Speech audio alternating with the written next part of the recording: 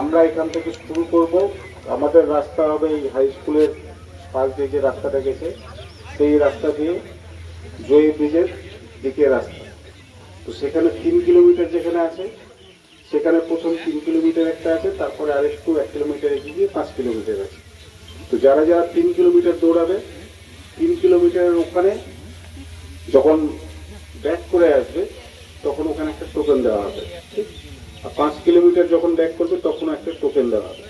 ওই টোকেন ছাড়া যারা আসবে তাদেরকে কিন্তু আমরা ফার্স্ট সেকেন্ড থার্ডের মধ্যে ধরবো না, কারণ রাস্তা থেকে কেউ অর্ধেক রাস্তা থেকে ঘুরে চলে আসবে তো হবে না। টোকেন হাতে নিয়ে যে আসবে তাকেই শুধুমাত্র আমরা কাউন্ট করব ফার্স্ট সেকেন্ড থার্ডের জন্য।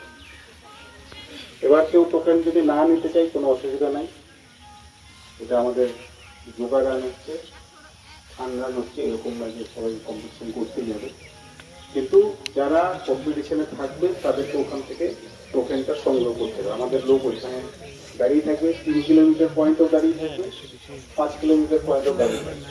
তাহলে 3 কিলোমিটার যারা দৌড়াচ্ছে তারা প্রথম যে লোক আমাদের দাঁড়িয়ে থাকবে রাস্তার উপরে তার কাছে টোকেন নেই, ওই কাছ থেকে টোকেন নিলে তার মানে সেটা হচ্ছে 3 কিলোমিটার। আর ওইটাকে পার করে চলে গিয়ে তারপরে